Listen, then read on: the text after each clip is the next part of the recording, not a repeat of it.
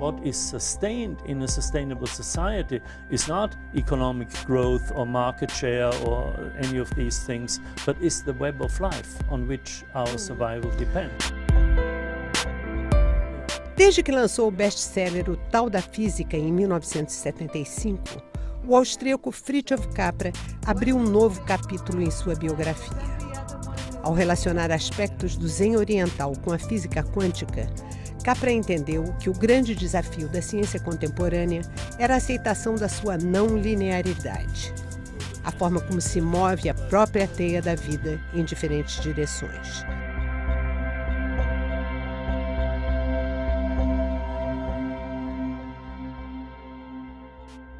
Fritjof Capra esteve no Brasil em 2003, propondo novos paradigmas para a forma de estar no mundo. Em 2012, seu foco está voltado para a questão do modelo de desenvolvimento. Este é o núcleo central do balanço dos últimos 10 anos que o milênio foi buscar com velho físico e ativista. Dr. Capra, I had the pleasure to meet you in 2003 in the World Social Forum in Porto Alegre. And at this time, you told me about your option of not having TV, not having cell phone, not having email. You used to play cards with your family during the evenings. I wonder if you keep this way of life, or you have already defeated for the speed of innovation, new technologies. I had to make some adjustments. You did. But I still keep the technology a little bit removed.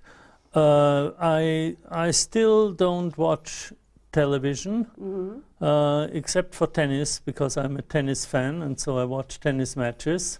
I don't use a cell phone in the United States. We have one for emergencies, but nobody knows the number. It's just for my wife and myself and the family. And when I travel, I use cell phones because it's very convenient. Email, I still use very little, and I don't give out my email address officially, so it's only for special projects that I use it.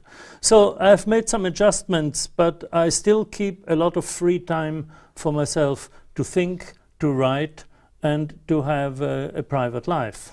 But at the same time, you seem to be absolutely connected to the world.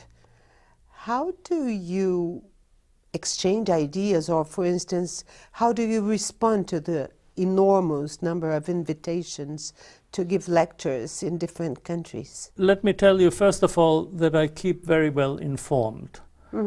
So I use the internet extensively. You do, of course. So I go to the BBC News website every morning, first thing. And then I go to special websites. There is a website called Common Dreams, which has a selection of progressive articles from around the world. There are various other websites that I can go to where I get information, and I don't get information only through the mass media, but through various channels of NGOs and civil society and sort of my colleagues in the broad sense of the word. And I also read newspapers. I read several newspapers regularly, so I'm generally well informed. And then I'm part of a global network of thinkers and activists, and I keep in touch with them. I meet them occasionally. I think the strength of the civil society is, among other things, that it is not only an electronic network of NGOs, but also a personal network of friendships. So I'm friends, for instance, with Vandana Shiva in India, with Amory Lovins in the United States, with Gunther Pauli in Europe, and the various leaders of this global network who are my personal friends. By 2003, you were implementing the Center of Ecoliteracy in Berkeley, California, promoting ecology and systems thinking in primary and secondary education. Actually, you are aiming for a non-fragmented thought as a backbone for education. Have you been succeeded? Yes, I'm very happy to tell you that we had great success. We started in 1994, 95. So by the time we met, we had already worked for 7 or 8 years. Oh. And now, you know, this is another 10 years. We have restructured the organization. We worked with schools, with a whole network of schools for about 10 years to develop. How many schools? Oh, about 300 schools maybe, to develop a whole pedagogy for teaching ecology and systemic thinking in schools. And once we had developed that and we knew what you could do in schools and what works, we shifted to outreach and communication. So now we do mainly publications and seminars. We still work with some schools and we do some consulting, but the main work is seminars and publications. We published one book which is called Ecological Literacy, and it also has a Brazilian edition with Cultrix, and it's called Alfabetização Ecológica. And a second book just came out in the US and is called Smart by Nature. Our pedagogy not only is based on ecology and on thinking in terms of relationships, in terms of patterns, in terms of context, what we call systemic thinking, it is also an experiential pedagogy. So we take school children out into a garden, out to a beach or to a riverbed, and we teach them ecology in a hands-on way. And so this will be different in different areas because the educational system will be different in different countries, and the climate and the ecosystems are different.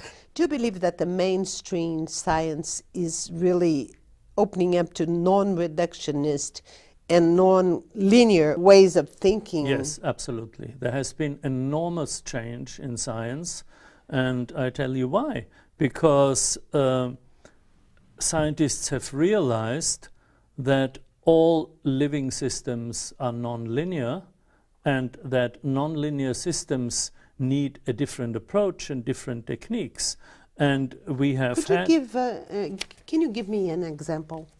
Yes. So I can yes. Well, one of the make it clear. Okay, one of the key discoveries of biology and the systemic approach in the last 30 years has been the discovery that all living systems are networks. So we have food webs in ecosystems. In our body, we have a network of tissues. Each tissue is a network of cells. Each cell is a network of molecules. So the network is the basic pattern of organization of life. Communities, as you say. Yeah, well, that's social systems. In social systems, we have communities. In ecosystems, we have ecological communities. Now, if you study a network, the first thing you see is that it goes in all directions. It's not linear. So this is what we mean by nonlinear systems. And in the last 30 years, there has been a big development in science and mathematics to develop a theory of complexity, which is a theory of nonlinear systems, a mathematics to be able to describe these nonlinear systems. And these systems and the methodology to deal with them are inherently non-reductionist. So scientists have gone beyond reductionism in a big way in the last 20, 30 years. Coming back to the talk we had 10 years ago, you believed that we were coming to a hydrogen economy that would replace the oil economy within 5, 10 years, as you projected. But the truth is that we are still very far from a post-carbon era. How would you redo these projections? I was wrong in that sense. At the time, there was a great excitement about hydrogen as a new fuel, and it is still a very viable option, but it requires a totally different infrastructure. Because when you drive a car, you cannot go to a filling station. They're called petrol stations, right? Because they sell petrol. They don't have hydrogen. Yeah. So you'd have to build a whole infrastructure. And I thought that this would happen, but it hasn't happened. And largely it hasn't happened. Isn't it because of the profits? Yeah, no, because of the political power of the fossil fuel industry. The fossil fuel industry has tremendous political power, and for that reason, the US Senate, for example, has not even discussed a viable climate policy. Not only, you know, they did not pass a law, they didn't even discuss it, because the fossil fuel industry does not allow them to discuss it. The corruption in the political system is so systemic, so inbuilt, that through financial contributions, the fossil fuel industry cuts off all discussion of climate policy. And for the same reason, it has prevented industries from developing hydrogen. However, we must also say, and this is something I did not foresee, that wind energy has made dramatic increases, much more than anybody would have thought. And I don't know whether you heard this, just about a week ago, the German Chancellor Angela Merkel announced that she would invest 200 billion euros in restructuring the German energy industry toward wind and alternative from nuclear energy, from nuclear to wind and renewables. Now, what this means is that within a few years, if that works, Germany will be the industry leader in energy. And this will have an enormous impact because other countries will need to follow. In your recent lecture in Rio, you mentioned the Blue Planet report, which will be presented in the conference Rio +20 in June, next June. I would like to add to this report another one that has just been released from the German Heidelberg Institute of International Research on Conflicts. In just 1 year, 2011, the number of wars and armed conflicts has tripled, and it is the largest, the highest one since 1945. 20 wars and 166 armed conflicts. The same report mentions also a considerable growth of American Special Operation Forces, the so-called SOF, which means that President Obama's administration has intensified the shadow wars in 60% of the nations of the world. Do you believe that we still have reasons to be optimistic? Well, first of all, we need to recognize that these armed conflicts and these wars are directly related to natural resources and especially energy, and to the fossil fuel policies of the United States. They have a global empire to extract natural resources. And why do they do it? They do it because they believe, with the country's leading economists, that unlimited quantitative growth is a sign of a healthy economy and is absolutely necessary. Whereas just common sense tells you that unlimited growth on a finite planet is impossible. But economists maintain this illusion of quantitative growth that has to go on perpetually. And the Blue Planet laureates also address this in this report for Rio +20. So my solution to this, which I proposed in a paper that I wrote with Hazel Henderson, is to shift from quantitative to qualitative growth. The kind of growth we observe in nature, where some things grow, other things decline and recycle their components, and where growth is also inner growth and maturity and increasing complexity and sophistication. And since this quantitative growth really lies at the bottom of most of our world problems, I think this shift is absolutely necessary. When you speak about the irrational belief on perpetual growth and predict a clash between the linear thinking in the non-linear web of life, are you talking about the collapse of capitalism, or are you talking about a new form of capitalism? Because capitalism has always been the perpetual accumulation, no? Yes, but it doesn't have to mean it. No, what capitalism originally means is to use market forces to guide the economy. And there are several concepts, several ideas that have been added to this and that are now sort of understood as part and parcel of capitalism. One is that the idea of unlimited growth. The second one is that this should be sustained by fossil fuels, totally unnecessary. And a third one is that we have constructed a global economy consisting of a network of financial flows, which is extremely efficient in the narrow sense, all computerized, and which has excluded any kind of ethical consideration. It's a totally unethical economy, and it is not necessary, because we could tax unethical behavior or unecological behavior, unsustainable behavior, and we could direct the market forces in a certain direction. We had a shift in the voices that are in the streets in this 21st century. They are all focusing the financial system. Yes, absolutely. How do you see the Occupy Wall Street movement? First of all, I should say that we now have a new global civil society that was largely formed and organized at these meetings of the World Social Forum where we met in Porto Alegre and then in other parts of the world.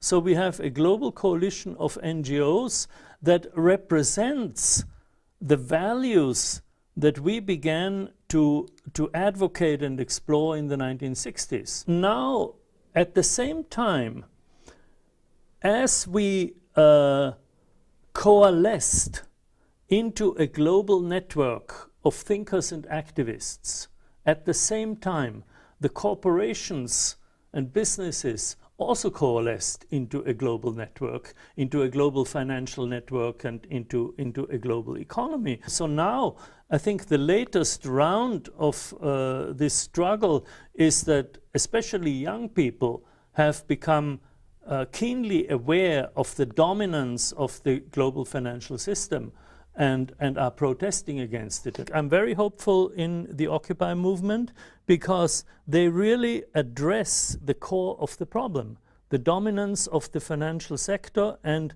the corruption of politics.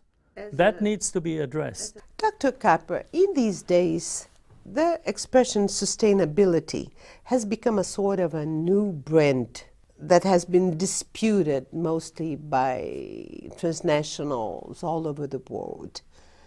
The banking sector, the industrial sector, the financial sector, everybody has a department of sustainability, which is the most important piece of their business marketing. Are we talking about a green economy, or are we talking about greenwashing?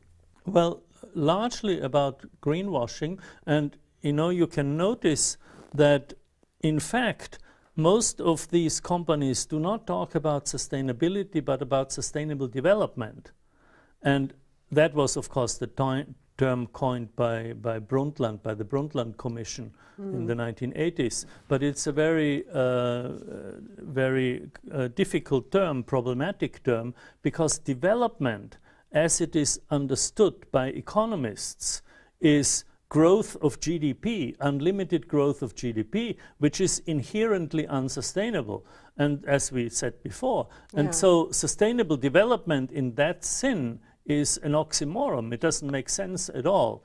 However, if you use development in the sense used by biologists as an unfolding, a multi-dimensional unfolding of life, of our capacities, not only economic but cultural, spiritual, intellectual, then sustainable development makes sense. So it is true that the word is often misused, and this is why I begin my lectures by explaining that what is sustained in a sustainable society is not economic growth or market share or any of these things, but is the web of life on which our survival depends. Do you believe this shift is possible? Well, it has to happen because we're seeing the disastrous consequences, and more and more people advocate that. And I think this statement of the Blue Planet laureates at Rio Plus 20 is a very important one and will have an effect, because Rio Plus 20 has great visibility. The eyes of the world are on Rio de Janeiro, will be in that week. And so this statement will be very important. So in answer to your question, I do believe that this shift is possible, and it's in fact the only solution I see, because you cannot say we can't have growth. Growth is an essential property of life. An economy or society that doesn't grow will sooner or later die. But growth is not, in nature, is not unlimited and is not linear and only quantitative. It is multidimensional. Some things grow, others decline. And that qualitative growth is something we can and must adopt. Dr. Capra, thank you very much. It was a pleasure to talk to you. Pleasure for me. Thank you.